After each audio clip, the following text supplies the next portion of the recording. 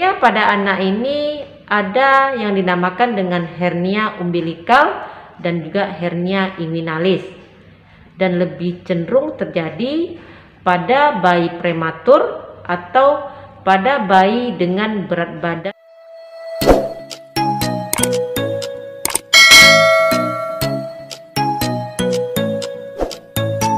Assalamualaikum warahmatullahi wabarakatuh.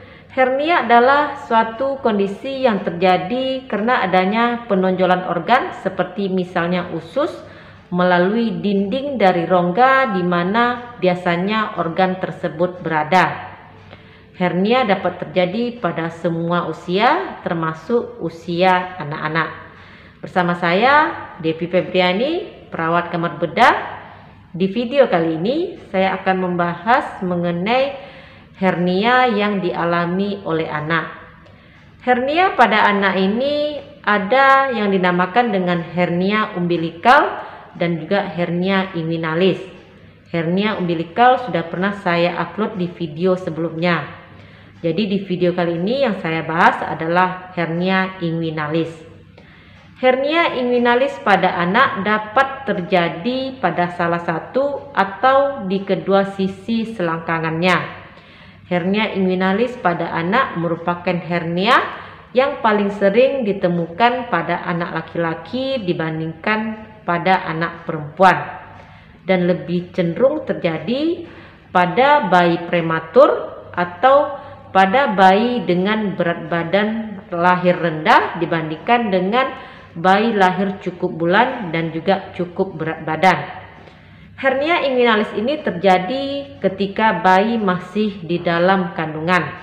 Di dalam kandungan ada jalur alami antara rongga perut dengan selangkangan yang disebut dengan saluran inguinalis. Pada anak laki-laki, testikel berkembang di perut dan bergerak ke dalam skrotum melalui saluran inguinalis ini. Sedangkan pada anak perempuan, walaupun tidak memiliki testikel, mereka tetap memiliki saluran ini, sehingga anak perempuan tetap dapat mengalami hernia inguinalis walaupun persentasenya itu lebih rendah dibandingkan dengan anak laki-laki. Saluran ini seharusnya menutup saat bayi dilahirkan, namun akibat dari saluran tersebut tidak menutup sepenuhnya, maka cairan, usus, atau jaringan lain dari dalam rongga perut dapat masuk ke arah selangkangan. Ada banyak faktor penyebab dari hernia inguinalis pada seorang anak, mulai daripada jenis kelamin, lebih sering laki-laki daripada perempuan, kemudian riwayat keluarga, dan juga berat badan pada saat lahir. Gejala yang biasanya terlihat adalah bila terjadi kenaikan tekanan rongga perut, misalnya bayi tersebut menangis atau saat mengedan, batuk, usus akan terdorong masuk ke skrotum melalui lubang yang tidak menutup, dan tentu saja akan tampak menonjol di area lipat paha. Dan jika anak tersebut berhenti menangis dan tekanan dalam perut menjadi menurun, maka benjolan tersebut akan hilang karena usus sudah masuk kembali ke dalam perut. Dan terkadang gejala juga dapat disertai dengan pembekakan dengan rasa nyeri, mengalami muntah, bahkan kemerahan pada kulit sekitarnya.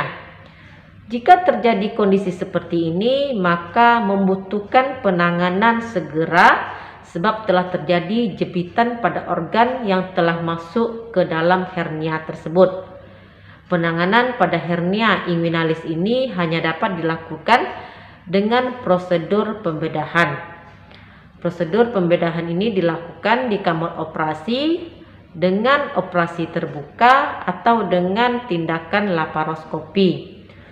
Untuk pembedahan secara terbuka, operasi besar ini akan dilakukan dengan sayatan yang cukup besar dan juga membutuhkan penyembuhan yang relatif lebih lama dibandingkan dengan tindakan laparoskopi, di mana kalau menggunakan operasi dengan laparoskopi tentu saja insisinya lebih kecil sehingga penyembuhannya relatif lebih singkat.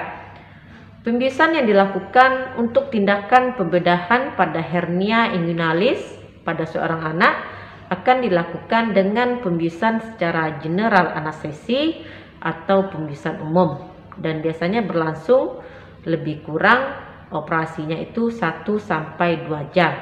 Dan pada hernia inguinalis pada seorang anak tidak dilakukan pemasangan mesh hernia. Demikian sedikit informasi dari saya, semoga sedikit membantu. Terima kasih sudah menonton, jumpa lagi di video saya yang lain. Stay healthy, assalamualaikum.